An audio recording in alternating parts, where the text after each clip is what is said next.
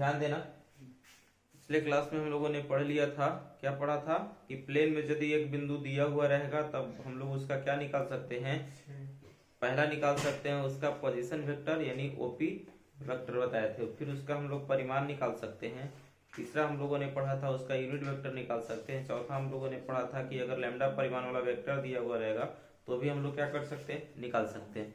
ठीक है, उसके बाद हम लोगों ने डायरेक्शन कोसाइन के बारे में पढ़ा था और डायरेक्शन रेशियो के बारे में पढ़ा था। उन 6 चीजों के बारे में आज पुनः पढ़ेंगे, लेकिन आज एक बिंदु नहीं देकर कितने बिंदु देगा, 2 बिंदु देगा। ठीक है, तो मान लेते हैं, माना कि a जिसका नियामक मान लो कि x1 और कितना है y1 एवं b x2 y2 प्लेन में दिया गया कितना बिंदु है, प्लेन में दिया गया 2 बिंदुएं हैं। ठीक है, 2 बिंदुएं हैं। ठीक है, तो हमें क्या पता करना है, ध्यान देना,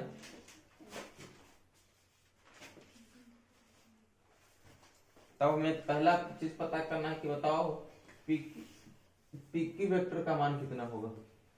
पीकी ये भी है ना, तो पहला तुमसे पूछा है कि बताओ ए बी वेक्टर का मान कितना होगा। दूसरा सवाल क्या पूछेगा, मोड ऑफ ए बी का मान कितना होगा। तीसरा क्या पूछेगा, तीसरा पूछेगा ए बी के अनुदिश यूनिट वेक्टर पूछेगा, ए बी के अनुदिश यूनिट वेक्टर पूछेगा। ठीक है, चौथा क्या पूछेगा, चौथा पूछेगा ए बी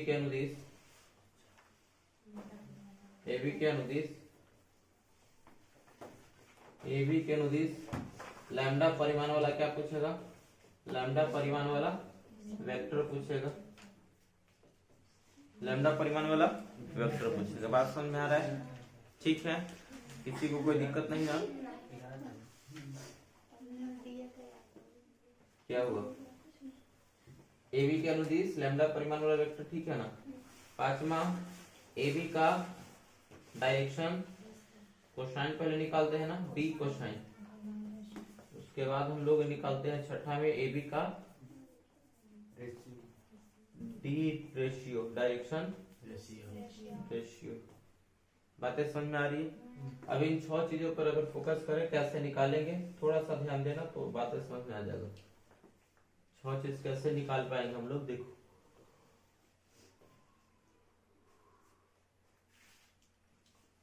हम लोगों ने पढ़ा था याद है, ए बी वेक्टर को हम लोग क्या लिख सकते हैं, O B vector minus O ए वेक्टर। ऐसा तुम लोगों ने पढ़ा था कि नहीं पढ़ा था, ऐसा पढ़ा था कि ए बी वेक्टर को हम लोग लिख सकते हैं O B vector minus O ए वेक्टर। और हम लोगों ने पिछले क्लास में पढ़ा था कि अगर कोई पॉइंट दिया गया है, हम लोगों ने पिछले क्लास में पढ़ा था कि यदि कोई पॉइंट दिया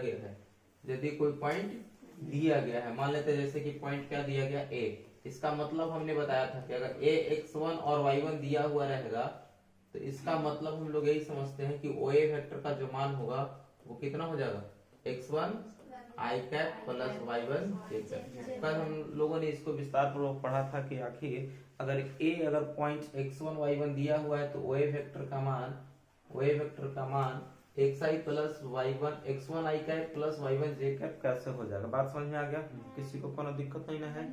अब आगे ध्यान देना, चलो ये तो हो गया तुम्हारा ओ ए बराबर, ये थोड़ा बराबर लिखा हुआ है, ध्यान देना।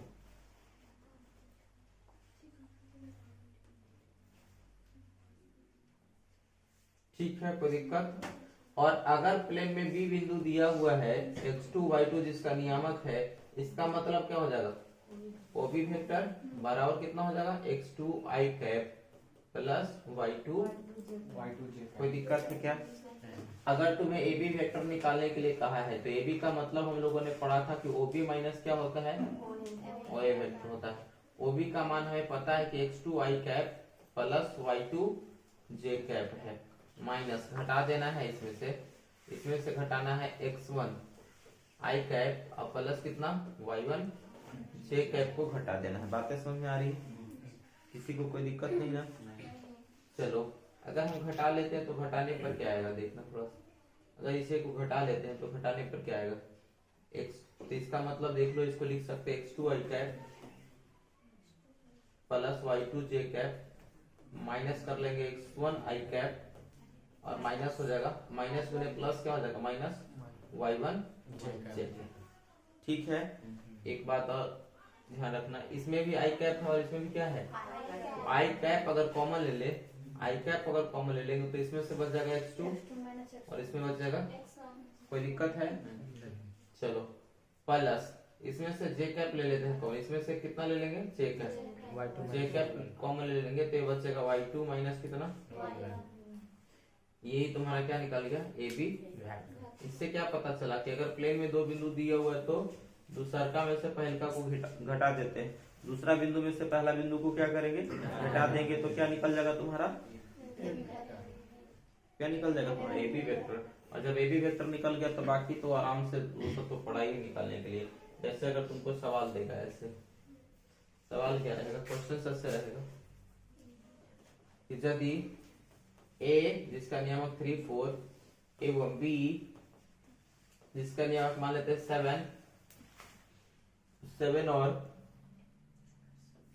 और मान लेते हैं 7 है, तो पहला क्वेश्चन क्या पूछेगा कि बताओ AB वेक्टर का मान। तो AB वेक्टर का मतलब अभी हम लोगों ने पढ़ा कि x2 माइनस, तो ये तुम्हारे लिए ये किसका काम करेगा, हमें पता है कि ये तुम्हारे लिए x1 का काम करेगा और ये y1 का काम करेगा, ये x2 का, ये x2 का काम करेगा और ये y2 का काम करेगा।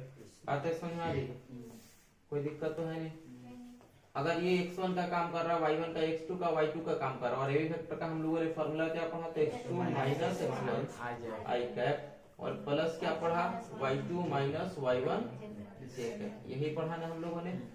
चलो x2 का वैल्यू कितना दिया गया सवाल, तो 7 माइनस कितना 3 i कैप प्लस कितना 7 माइनस 4 और j कैप, तो वैल्यू कितना आ गया, 7 में से 3 गया तो 4 i कैप और प्लस कितना हो जाएगा 3 j कैप। कोई दिक्कत है? समझ में आ रहा है बात? तुम लोग को कुछ समझ में आ रहा है? कुछ नहीं करना, कभी भी कह देगा दो गो पॉइंट देकर कि भाई बताओ AB वेक्टर कितना होगा, तो दूसरका में से पहलका को क्या करना, यानी जो बाद वाला रहेगा उसमें से पहले वाला को क्या करना है घटा देना है। जैसे और कुछ सवाल पे चर्चा करते, मान लेते हैं तुमको सवाल हम दे दिए कि बताओ पहला क्वेश्चन, दूसरा क्वेश्चन देते हैं, कह दें कि A बराबर मान लो कि कितना है 4 और 7 है एवं B का जो नियामक है वो कितना है, मान लेते हैं कि 8 एवं 15 है, कितना है, हमें क्या पता करना है AB वेक्टर कितना होगा। तो AB वेक्टर का मतलब हम लोगों ने फॉर्मूला पढ़ा x2 minus x1 i cap plus y2 minus y1 j cap पढ़ा। इसका मतलब ये हो जाएगा x2 का मान तुम्हारा ये होता है x2, हमें पता है, तुम लोगों को भी पता होगा कि ये x2 होता है और ये y2 होता है, ये y2 होता है, ये क्या होता है, ये x1 होता है और ये कितना होता है y1 होता है। सब साफ दिख रहा है ना? चलो घटा लो, 8 में से 4 घटा लो, 8 माइनस कितना 4 और प्लस क्या कर लेंगे 15 माइनस 7, 15 माइनस 7 और 6 कैप, फाइनल जो आंसर आ जाएगा वो 4 i कैप और प्लस कितना 8 i j कैप।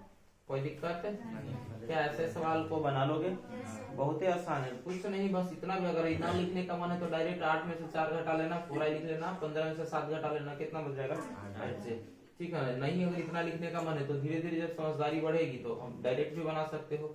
जैसे मान लेते हैं तीसरा क्वेश्चन ले लिया, A बराबर मान लेते लिखते हैं, A का नियामक मान लेते हैं कि -3 और -7 है, B का नियामक लिख लिए 4 है और 5 है और AB वेक्टर पूछ रहा है, तो फॉर्मूला याद रह जाना, बस इतना याद रखना, बाद वाला में से पहले वाला घटाते हैं, तो बाद वाला ये कितना है 4 है, तो 4 लिख लो और पहले वाला को घटा दो, कितना है -3 है, i कैप इसके साथ लगता है प्लस बाद वाला देखो कितना है 5 है ना, तो 5 और माइनस कितना कर लेंगे -7 और इसके साथ क्या जुड़ जाएगा 6, तो 4 और 3 कितना हो जाएगा, माइनस एक्स प्लस हो जाएगा ना, 7i और प्लस हो जाएगा 7 5 12 जे कैप। कोई दिक्कत नहीं, सवाल बन जाएंगे ना।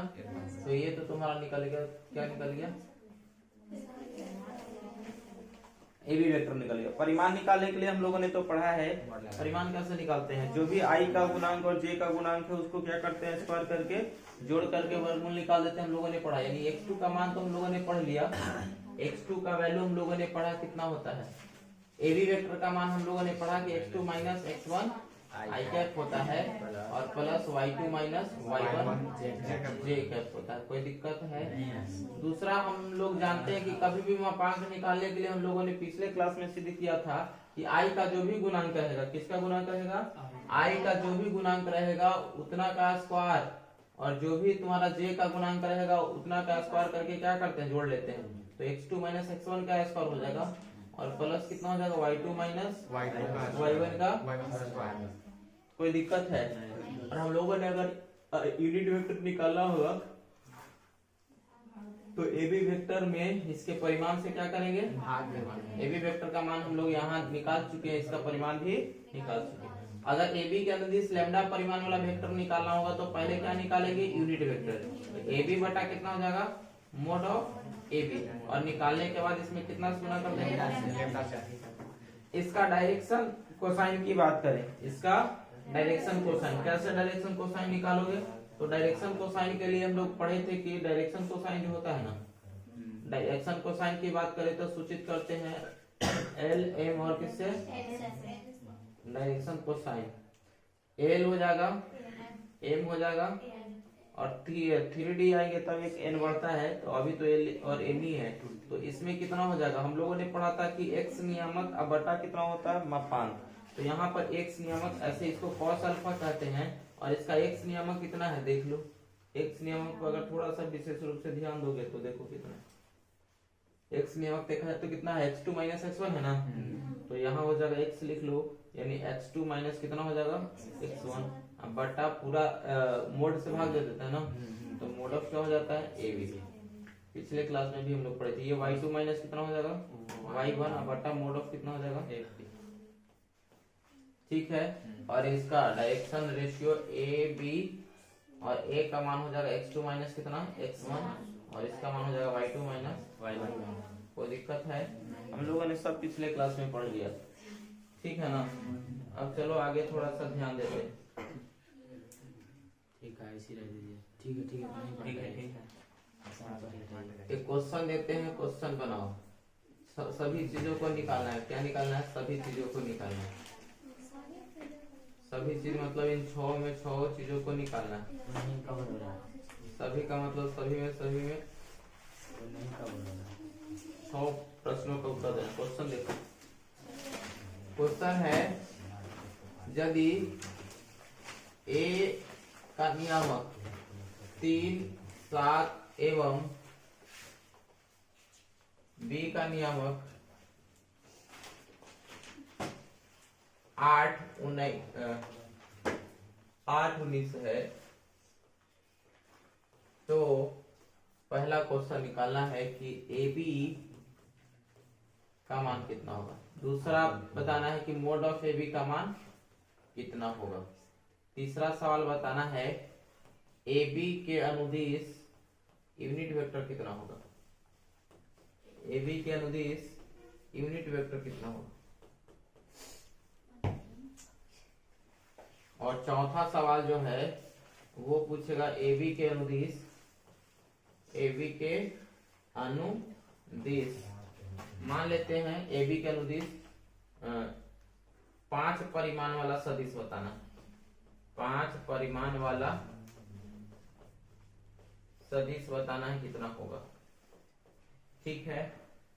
और देखो नेक्स्ट जो छठा जो सवाल, पांचवा जो पूछेगा वो ए बी का क्या पूछेगा, ए बी का डी कोसाइन, ए बी का डी कोसाइन। और छठा जो सवाल पूछेगा वो ए बी का क्या रहेगा, डी रेशियो, ए बी का डी रेशियो। लो चलो सवाल बनाओ। चलो देखो सवाल है, ए बी वेक्टर का मान हमने बताया था, क्या करते हैं ए बी वेक्टर निकालना होगा तो दूसरा में से पहला घटाते हैं, तो ये 8 में से किसको घटा देंगे, तो 8 माइनस 3 हो जाएगा आई कैप। इसके साथ क्या जोड़ेंगे, आई कैप, माइनस का साइन दीजिए। ठीक है।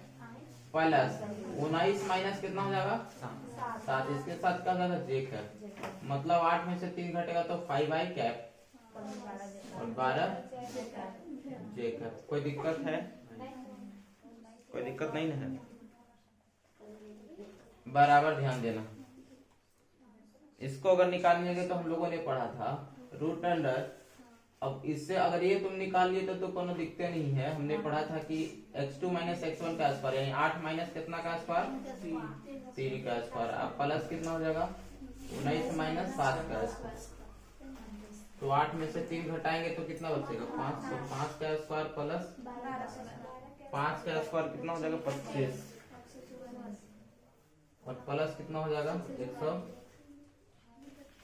तो 169, और 169 का जो वर्गमूल होगा वो कितना होगा, कोई दिक्कत,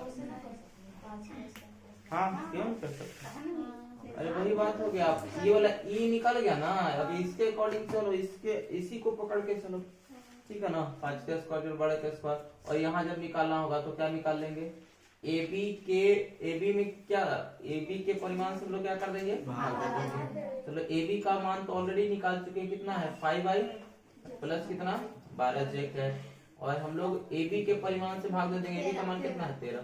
ये तुम्हारा क्या हो गया, आंसर।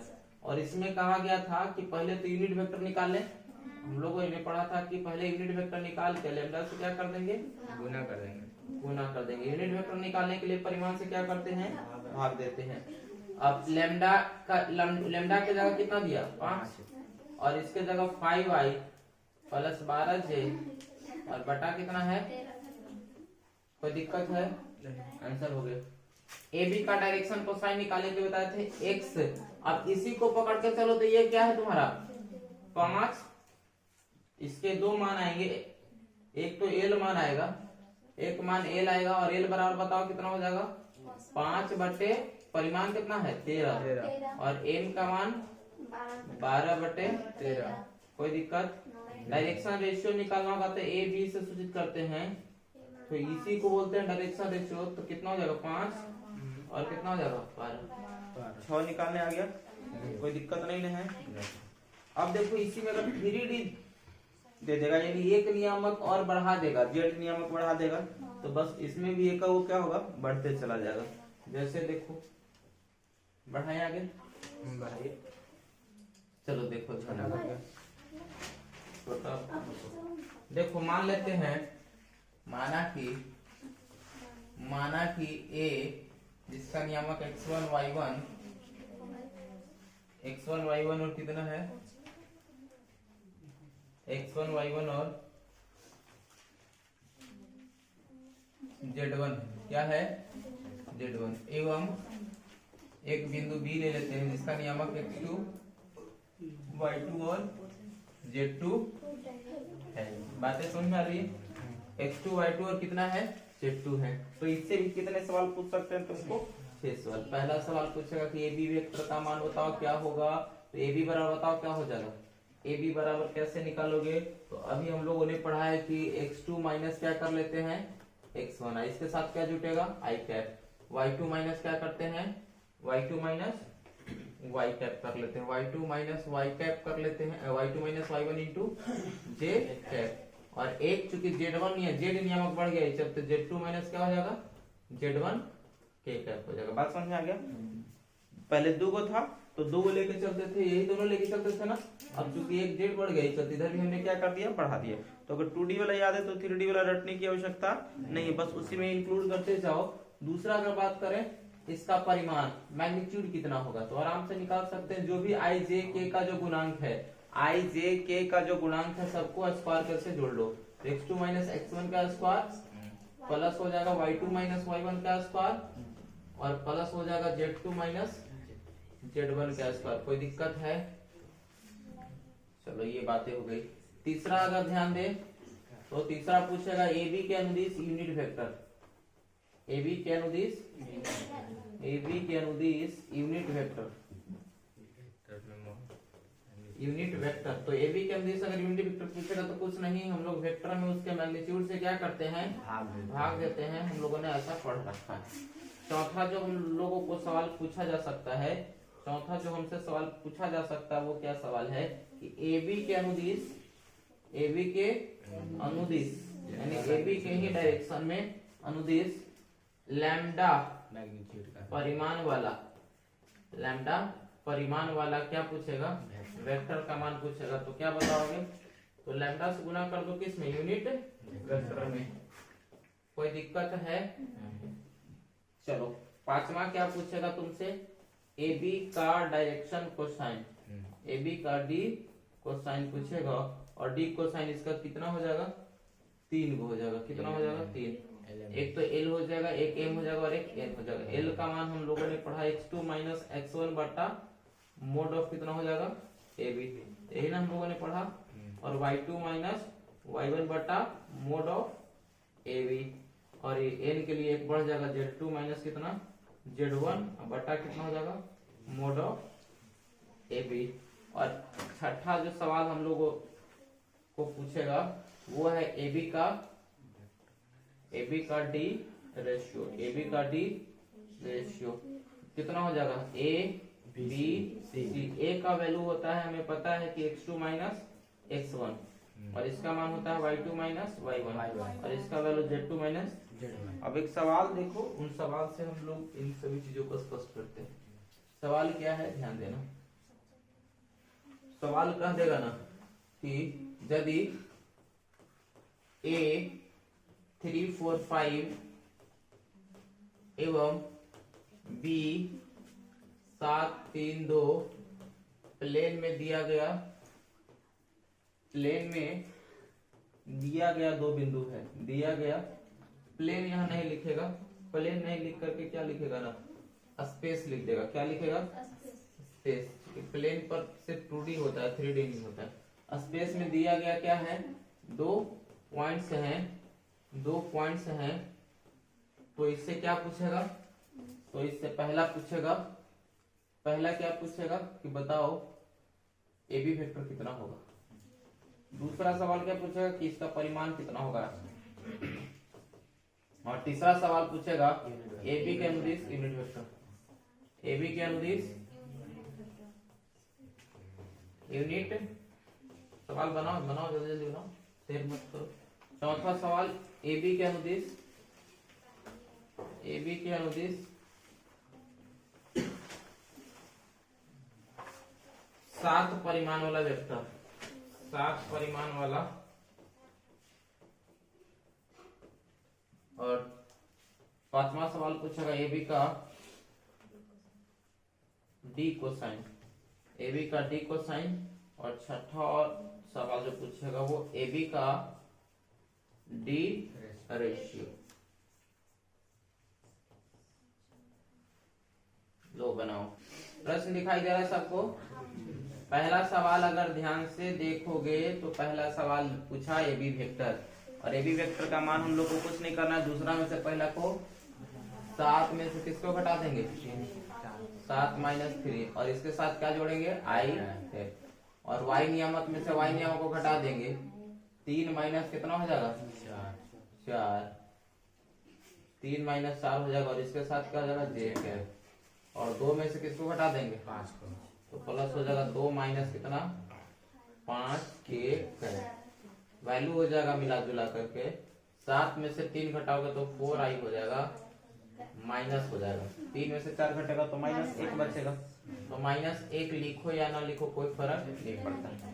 और प्लस क्या हो जाएगा तुम्हारा, -3 के, -3। तो माइनस ही कर लेते हैं इसको, 3 के। कोई दिक्कत है यहाँ तक? चलो अब हमें इसका परिमाण निकालना। परिमाण निकालने के लिए अब इस सब पर ध्यान मत दो। ये कितना है, इसका गुणांक कितना, तो कर लो गुणांक का स्क्वायर। तो 4 का स्क्वायर जोड़ -1 का स्क्वायर करोगे तो +1 ही हो जाएगा। या वैसे ही लिख लो, ज्यादा समझ में आएगा। -1 का स्क्वायर, अब प्लस कितना है, -3 का, सब मिला जुला के 4 का 16, 9, 25 है, कितना हो जाएगा, √26।